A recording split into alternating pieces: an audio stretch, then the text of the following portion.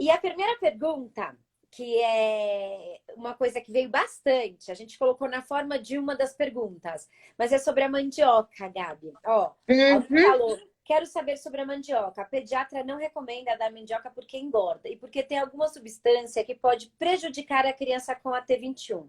Mas a nutricionista de algum lugar aí mandou dar mandioca.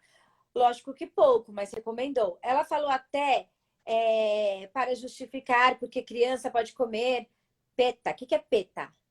Tem Eu peta não aqui. sabia, mas eu pesquisei. Peta acho que em algum lugar do Brasil, não aqui em São Tá, Paulo, tá. é biscoito de polvilho. Ah, tá. Biscoito de polvilho. Então, vamos falar sobre derivados, tá? Ela falou Uhum. sobre derivados e que pode e que não pode. Então, Gabi, vamos linkar essa pergunta numa só. Fala um pouquinho sobre a mandioca. Pode, porque não pode. E Tá. derivados. Pronto. A É mandioca, densidade. a É. mandioca, ela tem um composto chamado ácido cianídrico, que no corpo se transforma em cianeto e afeta a tireoide das pessoas no geral. Só que como as Sim. pessoas com síndrome de Down, com a trissomia 21, elas têm mais predisposição a distúrbios da tireoide, não é interessante a gente ajudar com esse distúrbio através da É isso dieta, aí. né? E a questão dos derivados, no caso da peta, que é o biscoito de polvilho, ele é feito com a Pão de fécula da queijo, mandioca. tapioca. É. Sim, sim. É feito com a fécula da mandioca, que é a última etapa da raiz do processamento da mandioca. Então, durante o processo de fabricação desse polvilho, da fécula, esse composto do cianeto, ele é retirado. Então, não tem problema, não. É totalmente eliminado da raiz. Teve até Ah, algumas é? matérias, sim, teve até algumas matérias falando que era perigoso consumir tapioca, porque pode matar, porque tem cianeto. Só que o que acontece é que tem na mandioca, tem vários tipos de mandioca também, né? Tem a mandioca brava, mandioca mansa, eu acho, e tem outra que eu não lembro o nome agora. E a mandioca brava, ela tem muito mais desse composto, por isso que ela tem que ser cozida muito mais tempo antes de ser própria para o consumo.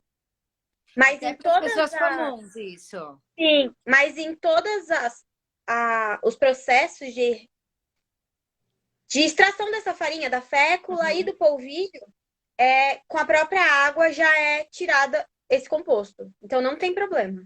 Entendi. Então, as pessoas com alterações na tiroide evitem a mandioca, Uhum, né? Pedido médico. Então, como as pessoas com a T21 têm uma predisposição a predisposição. questões de tiroide um pouco maior, então esse cuidado maior em relação a eles. E tubérculos, tem a ver também? Aí essa questão do engordar é Sim. relativo também com isso? Os tubérculos não tem a ver com a questão do cianeto, né? Tá, Mas todos as pessoas com T21, elas já têm a hipotonia muscular. E sim. os tubérculos tendem a ficar mais tempo parados no intestino, né? No trânsito intestinal, eles dão constipação. E aí, ele é muito mais absorvido e acaba engordando, aumentando a insulina no sangue. Então, não é interessante por causa disso também. Por causa da resistência à insulina e da. As palavras estão fugindo da minha cabeça. Faz parte, não tem problema. Então, assim, a gente É, evita alguns tubérculos, principalmente os que engordam, por questões os digestivas, pelo trânsito refinados, né? intestinal, No caso, hipotonia, carboidrato simples. Batata, pães, principalmente de base de arroz branco, carboidrato. que não é tubérculo, mas é carboidrato simples. Entendi. E o glúten é prejudicial a pessoas com a T21? Porque até onde eu sei, até onde eu escuto, Gabi, a gente tem que tomar cuidado com quem tem intolerância. E isso vale para a Uhum. pessoa com a T21 ou sem a T21. Sim, É, Tem alguma relação de glúten com a T21? sim. O glúten também prejudica a tireoide porque ele afeta a ligação do iodo, que é o composto que faz a nossa tireoide funcionar, né? Direitinho. Só que também é muito prejudicial para quem tem a intolerância ao glúten, a doença celíaca. Só que essa intolerância, ela comete cerca de 5 a 12% dos indivíduos com síndrome de Down. Tá. Então, acaba sendo uma parcela grande. É, não sabia que era tudo isso. De Uhum. 5 a E 15% além das disso, pessoas com T21 são celíacas? 5 a 12%. Interessante. Além disso, essa proteína ela é muito difícil de digerir. E por causa da maior impermeabilidade intestinal, ela acaba passando para o sangue e dando algumas reações nas pessoas com T21. Então, para quem não é celíaco, é bom restringir o consumo, mas para quem é, tem que retirar totalmente para não ter esses sintomas de intolerância. Eu tenho uma subpergunta aqui que me surgiu agora. Total ignorância, tá? Me falaram que, por exemplo, uma pessoa intolerante a glúten, intolerante à lactose, é uma coisa, mas, por exemplo, se eu tirar completamente o glúten ou a lactose da minha vida, pode ser que eu desenvolva essa intolerância ou pode ser que agrave? Existe isso? Não, só não tem necessidade.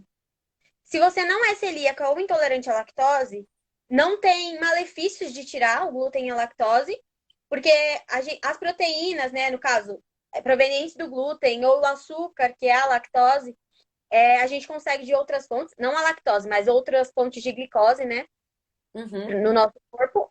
Então, não tem necessidade, mas também não prejudica se a gente tirar da nossa dieta. Não, Quem não não. é Tipo, por celíaco exemplo, ou se eu parar intolerante. completamente de tomar leite, quando eu tomar, não vai me fazer mal. Se te fizer mal, você é intolerante. Tá, tá bom. Tanto que Bom, essa é uma estratégia, né, para a gente poder avaliar os níveis de intolerância das pessoas. A gente tira 30 dias e depois vai reintroduzindo hum. aos poucos. Se essa pessoa apresentar algum sintoma, ela é algum nível de intolerância. Entendi. E deixa eu te perguntar uma coisa também que veio bastante perguntas. A gente sabe que a questão intestinal e também gastrodigestiva nas pessoas com AT21 tem suas questões, que desde o intestino ser mais longo até ter essa hipotonia muscular que também afeta os órgãos. E houve uma pergunta a respeito da alimentação versus o intestino preso, então fezes duras. Teve algumas perguntas em relação a isso. Qual a relação e o que os pais e familiares podem fazer em relação a isso? Porque eu estava ali, a gente tem um grupo, eu estava ouvindo o que tem de sugestão, que vai desde azeite, e eu tenho as sugestões também que a gente segue na clínica, que a gente orienta os pais. Fala um pouquinho disso para a gente, por favor. Tá. Para constipação, por conta da hipotonia mesmo, né? O trânsito intestinal da pessoa com T21 é mais lento. E aí, na constipação, a pessoa precisa ingerir mais fibras e mais água. Porque só as fibras deixam o cocô duro e a água só deixa o cocô mole. Então, tem que ser bem balanceada essa relação entre fibras e água. Além disso, ela também auxilia no sequestro da glicose e da gordura, prevenindo alguns tipos de câncer. Porque com a hipotonia, o bolo alimentar fica muito tempo parado lá e não é interessante isso, porque acaba originando algumas infecções, né? O controle do Entendi. peso também. E devem ser incluídos várias refeições ao longo do dia, com alimentos ricos em fibra, como linhaça. Eu tinha colocado aveia, mas a aveia não é muito interessante por causa do glúten também. Tá, mas para quem não tem intolerância, teoricamente pode. Uhum. Aveia, chia, leguminosas. As leguminosas têm a questão dos fitatos, que é o caso do feijão, da lentilha, que tem que deixar de molho, para também não dar gases para essas pessoas, né? Eu E descobri há também, pouco tempo que foi até a Marcela da Papinhas Fora de Série, que a gente estava conversando esses dias, ela falou que o grão de bico, que é um alimento super a leguminosa orientado também. a esse grupo, ele tem que ficar 24 horas de molho, né? Depois a água tem que ser desprezada para depois cozinhar, para poder tirar todos os fitatos, os fatores antinutricionais. A Marcela aí, eu vi um oi dela aí. Ela que me Ai, contou isso esses dias. Eu falei, acho que minha mãe já tinha falado. E deixa eu te fazer uma subpergunta aqui que me surgiu agora, lembrando das perguntas que os pais me mandaram. É, Eles têm um pouco de dificuldade em aceitar água na forma de água? Existe alguma questão ligada a isso? O que Porque pode eu acontecer vi também. bastante pais falando, ai, meu filho não quer beber água, pode ser substituído por outro líquido numa boa, ou essa água tem que ser introduzida de forma mais lenta, ou por uma via acessória, sei lá. O que você fala aqui pra gente a respeito dessa introdução e aceitação da água? O que pode acontecer é o estranhamento da textura da água também, né? As pessoas com T21, elas podem ser hipossensíveis ou hipersensíveis. A textura pode incomodar, ou ela pode, tanto por sentir muito quanto por sentir pouco a textura. E aí ela acaba não querendo aceitar. Pode não substituir, mas assim, no começo, intercalando a oferta de água com água de coco, com alguns chás, não todos. Chá a gente tem que ter uma cautela para ver as contraindicações. Tem alguns chás que não são interessantes para crianças menores de 5 anos. Deixa eu ver. Acho que é isso, água de coco, chá, e sem adoçar, tá? Tudo sem adoçar. Alguma coisa que tenha Tá. gostinho. Ou A também gente, antes, tem alguns interessantes vendidos. tá, lá no CPEC a gente costuma orientar quando há necessidade de adoçar, por exemplo, um suco de maracujá, é difícil você ofertar assim sem adoçar. A gente usa aquele açúcar. Nossa, me fugiu o nome! Peguei. Xilitol? Qual? Xilitol? Não, não. É um açúcar natural. Como é que é, Marcela? Me ajuda aí. Sério? Aquele açúcar que indicam para adoçar os sucos no começo da infância. Agave! Pérola, Agave. obrigada. Agave, esse mesmo. Mas, ó, vou te falar, é difícil ofertar. Demerara também. Demerara também. É difícil ofertar sem açúcar por causa da gente, tá? Porque o paladar ele é adaptável. Se a gente começar introduzindo sem, a criança ou ela gosta ou ela não gosta. Só que se ela não gostar, não tem muito a ver com o dulçor, com o açúcar da comida. Isso é coisa nossa, que já tem o paladar mais viciadinho. Mas, por exemplo, um suco de limão. Que eu acho, por Não tem exemplo, problema. a gente indica pra caramba, assim, suco de limão, principalmente quando tem uma indigestão, questões gastrointestinais, é uma coisa que a gente dá bastante, suco de limão. E aí, sem colocar Se a criança não foi apresentada ao açúcar, às coisas doces, a fruta já tem a frutose, a Marcela falando. Não precisa colocar nada de açúcar. Isso é coisa nossa que já tem o paladar viciado. É isso aí, tá certo vocês. Eu sou um erro, assim, eu falo, eu tô como mediadora aqui tirando minhas dúvidas junto, gente. Perguntas mais aqui. A galera quer saber sobre alimentos que favoreçam a imunidade. Imunidade, vamos lá. Os alimentos que favorecem a imunidade, eles são aqueles ricos em zinco, selênio. Eu separei alguns. Nesse caso, me preparei com alimentos mesmo, não falando sobre como eles ajudam na imunidade, mas ajudando, já falando dos alimentos para que as pessoas possam incluir na dieta. Já. Então, eu separei 3. Sementes de abóbora, que são muito versáteis, muito fáceis de encontrar em lojas de produtos naturais. Dá para fazer tostada, dá para fazer farinha. Elas têm muita quantidade de zinco, manganês, ferro e outros nutrientes. Castanha do Pará, que também é muito fácil de encontrar, ela contém selênio, que é ótimo para a saúde mental e combate radicais livres do corpo. E a sardinha, que é um alimento de fácil acesso, baixo custo e super rico em ômega 3. Tá, então três chaves. Uma vez eu fiz um vídeo sobre isso lá no canal da T21, e aí eu perguntei para algumas nutris 3 alimentos também que eram essenciais para a nutrição da pessoa com T21. E a sardinha foi um que saiu muito forte, foi assim, unânime. O grão de bico também saiu com bastante força, e o ovo, que também é super acessível.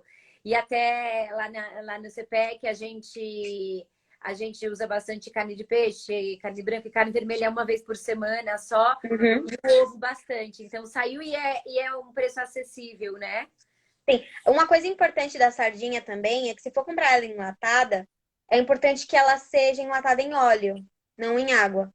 Porque os metais Conta isso pra pesados, gente. os metais pesados da lata, eles ficam no óleo e não passam para o peixe. Então, Ah, não é? deixa ele mais tóxico. Na água, isso não acontece. Na água, os metais da lata passam para o peixe. Isso com qualquer enlatado? Por exemplo, a gente está falando de Atum, sardinha, mas atum sardinha. também. Todos o ideal é comprar no óleo. Uhum, esses peixes, E, sim.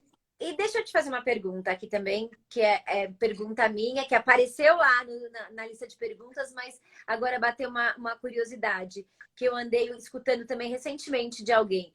Essa questão do enlatado, do cozinhar na panela que tem alumínio, existe alguma questão real relacionada a isso? Ou os excessos fazem mal, mas usando de uma forma razoável, tudo ok? Me fala um pouquinho sobre isso. Assim, o ideal, como estão falando aqui embaixo, é fazer em casa mesmo. Os excessos de qualquer coisa faz mal, sim, para qualquer indivíduo, não só para os que têm T21. E existem muitos estudos que comprovam que os metais das latas passam para o alimento e não fazem muito bem para o nosso organismo, intoxicam o nosso organismo. Só que eu não tenho propriedade para falar disso ainda é uma coisa que eu preciso estudar mais.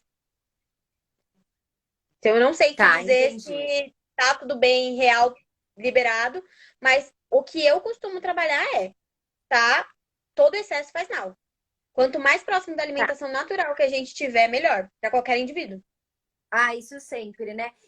Mas vidro rola a mesma coisa, não? Não. Tá. E questão de panela, cozinhar em panela, de aço inox, alumínio, existem alguma questão? Também tem bastante estudo sobre as diferenças dos metais das panelas se passa para comida ou não. Tá bom, vamos voltar lá para o tubérculos, porque é muita questão assim envolvendo, porque eu falo que o que eu gosto do canal da T21, é que eu gosto de pegar muita opinião diferente. Então, a gente vai escutar aqui, uma diz que sim, outra diz que não, e cada uma vai explicar o porquê do sim e o porquê do não, para a pessoa tirar sua própria conclusão, ou então procurar o canal que ela achar mais coerente com a realidade dela.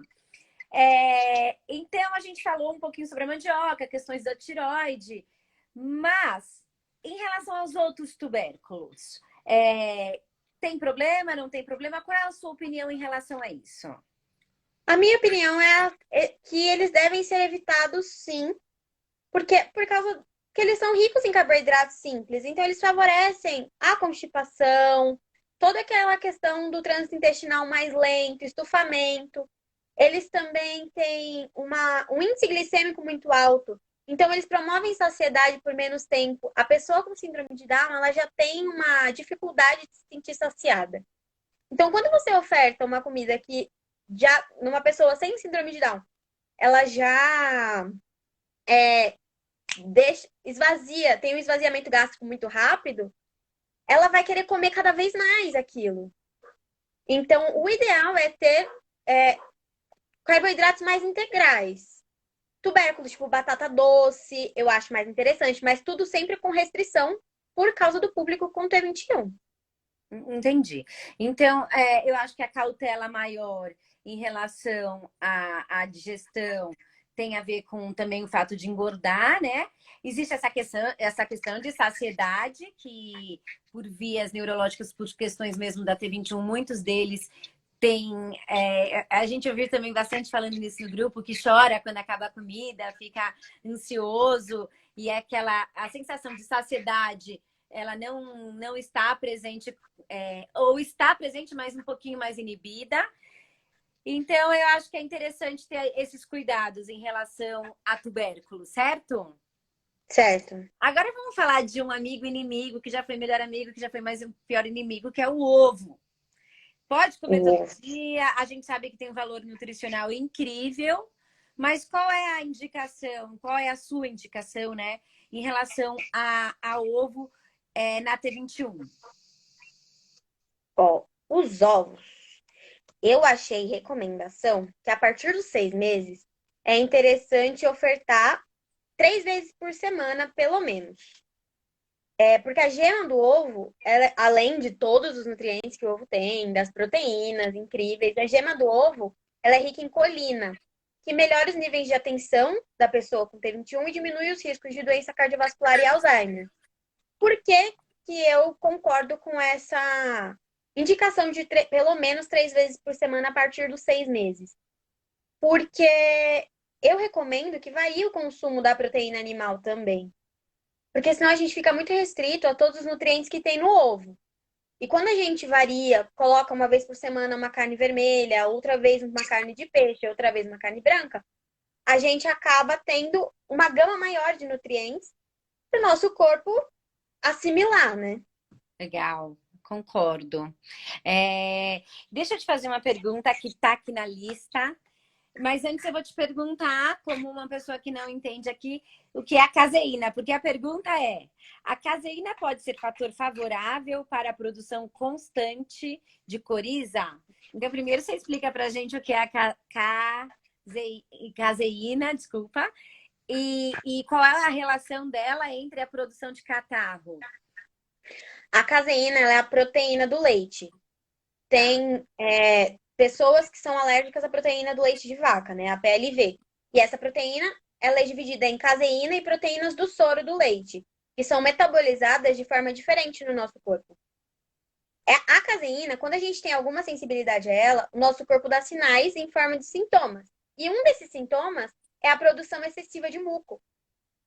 Outros problemas respiratórios, entre outras coisas. Mas ele é relacionado com a coriza como um sintoma da sensibilidade à caseína. A gente pode ser alérgico a essa. Eu acho que cortou aí a sua última frase.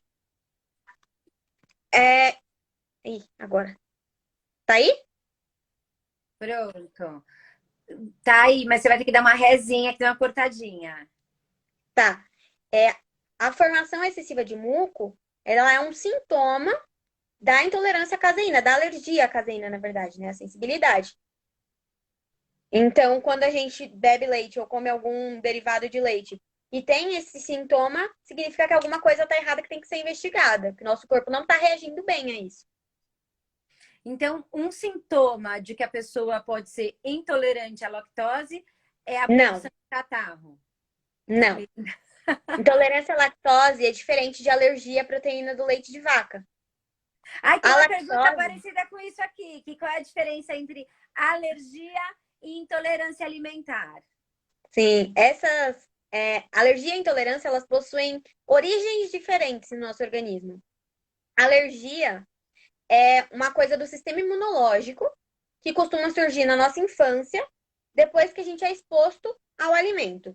Então, assim, quando a gente come alguma coisa e o nosso organismo entende que aquilo é uma ameaça, ele vai atrás e tenta combater. Só que não é uma ameaça, então acaba sendo em vão e a gente sente o nosso corpo combatendo isso, que são os sintomas de coceira, vermelhidão, falta de ar, vômito, diarreia. As alergias mais comuns ao leite, que no caso do leite é a proteína do leite. A PLV, no caso do leite. Tem gente alérgica a ovo, bastante. Eu sei que quem é alérgico a ovo não pode tomar algumas vacinas, né? Que tem algumas vacinas que é diluída. Super interessante isso.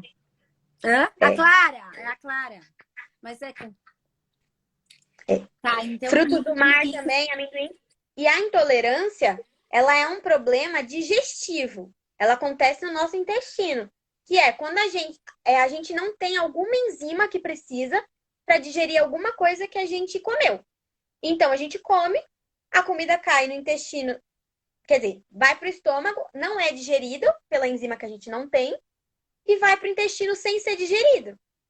Aí, a gente começa a ter os sintomas, porque tem alguma coisa estranha no nosso intestino, mas não porque o nosso organismo está tentando combater, é só porque ela não foi digerida e era para ser. Aí, os sintomas da intolerância são dor abdominal, gases, diarreia. As intolerâncias mais comuns são glúten e lactose.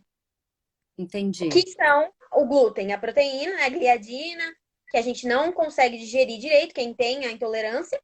E a lactose, a gente não tem a enzima lactase, que aí também não digere e ela passa para o intestino sem ser digerida e causa sintomas. Então, a lactose e a caseína são coisas totalmente diferentes, que estão no leite, as duas. E aí a pessoa pode ser intolerante a uma coisa e alérgica a outra? Pode. Nossa. Intolerante à lactose e alérgica à proteína do leite de vaca. Nos dois casos, a retirada, no caso da intolerância parcial, pode ser, dependendo do grau, e a alergia tem que ser total, do leite de vaca e dos derivados já sara. Só que no caso da intolerância é um pouco mais tranquilo, porque a gente consegue fazer a administração de enzima. Então, se a gente tomar a lactase, a gente pode consumir o leite, entendeu? Porque aí a enzima que a gente não produz, a gente consome junto com o leite. Entendi. Aí, deixa eu te fazer umas perguntas que a galera que está aqui acompanhando fez. Quando a gente falou sobre os tubérculos, desculpa, sobre a mandioca, e aí veio a questão da fécula, e a gente conversou um pouquinho sobre o derivado. A fécula, então, pode?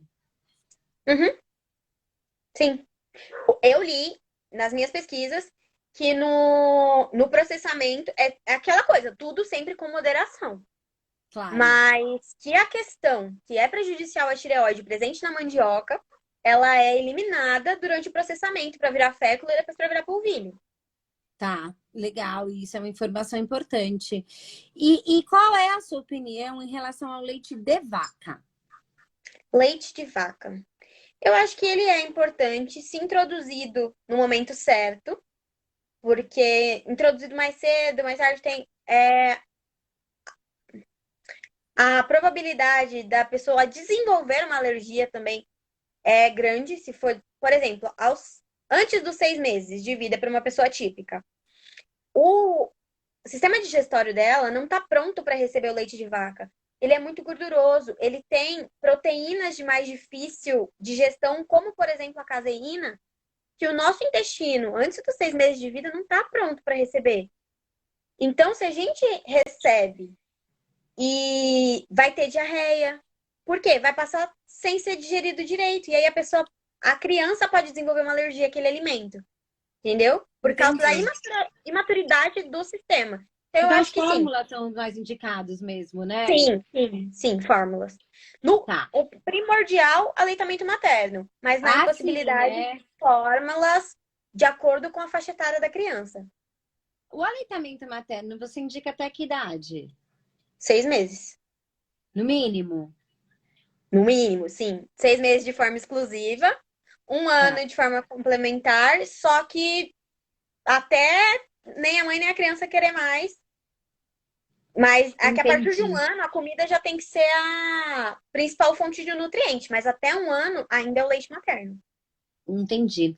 Tem uma mãe, acho que é mãe, perguntando sobre, para falar um pouco sobre APLV na T21. O que é APLV? Alergia à proteína do leite de vaca. Ah, tá. Então Já a gente falamos. já falou. Eu tô voltando aqui nas perguntas, é que eu não sei o que é, aí eu fiz de novo a pergunta. Então, quanto à prisão de ventre, você indicou fibras e hidratação. As Além fibras, disso, probióticos e prebióticos também. o que são os probióticos? Você pode falar um pouquinho pra gente? Ó, o tratamento com probióticos são micro-organismos do bem. Tipo, aquele leite fermentado. Lactobacillus vivus, casei xeroca. Lactobacillus vivos. Casei xirota. Isso mesmo. Eles são lactobacilos ou bifidobactérias, são várias as cepas, né, que a gente chama. E eles colonizam para o bem o nosso intestino e ajudam a gente na digestão das coisas. Quando a gente se alimenta de uma forma inadequada para o nosso corpo, esses micro-organismos do mal acabam se proliferando mais. Então a gente acaba ficando mais doente. E o nosso intestino, ele é diretamente ligado com o nosso cérebro, tanto que tem o sistema nervoso entérico. E tudo que a gente come se reflete na nossa saúde mental. Então, os probióticos que estão presentes em leites fermentados, deixa eu ver, leveduras, são micro-organismos, pode ser por suplementação também, de múltiplas cepas ou cepas individuais, eles auxiliam infinitamente no funcionamento certinho de todo o nosso corpo, não só do intestino.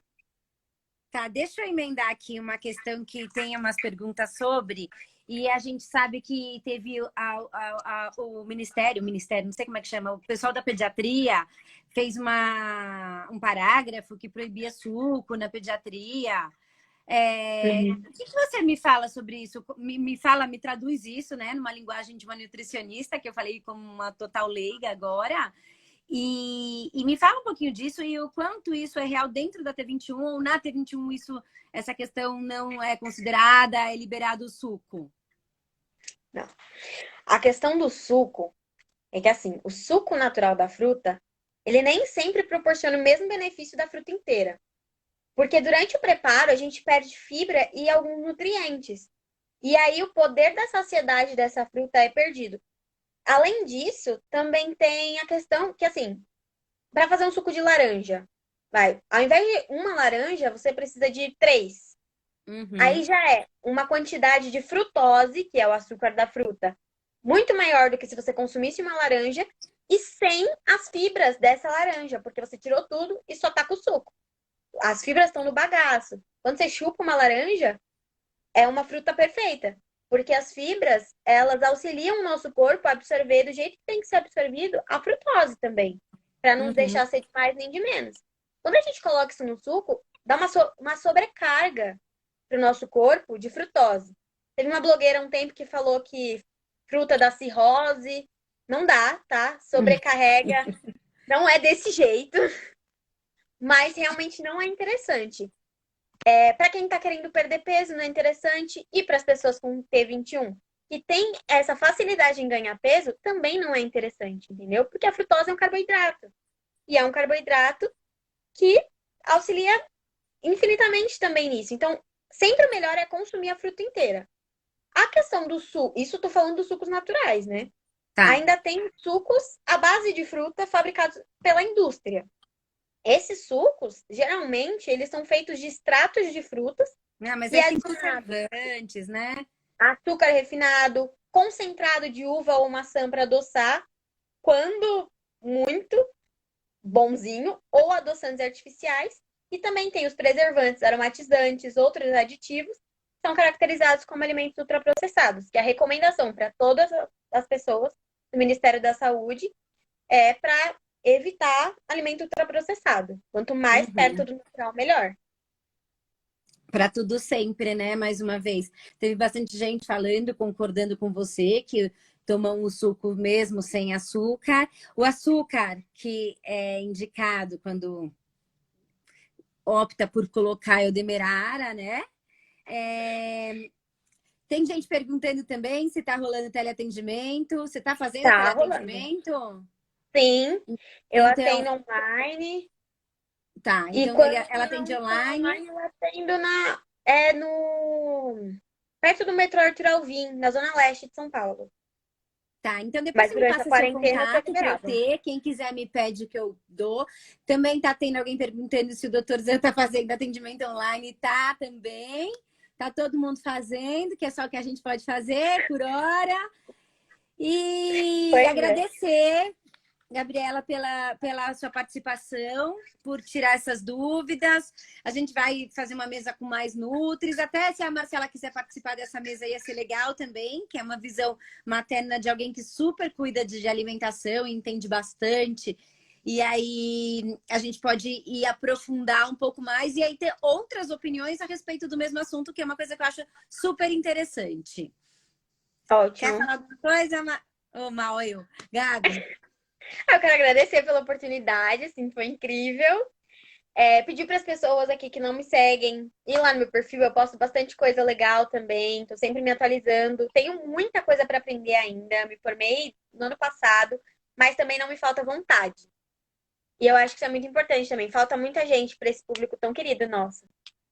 Legal, eu Então, tive bastante dificuldade em achar nutris assim especializadas. Ou eu achava nutri que falava completamente outra língua, que enchia a criança de comprimido, de suplemento, dava é, coisa que era arriscadérrimo, aí eu tem a também. questão dos suplementos também, que assim, é muito necessário, só que depende, né?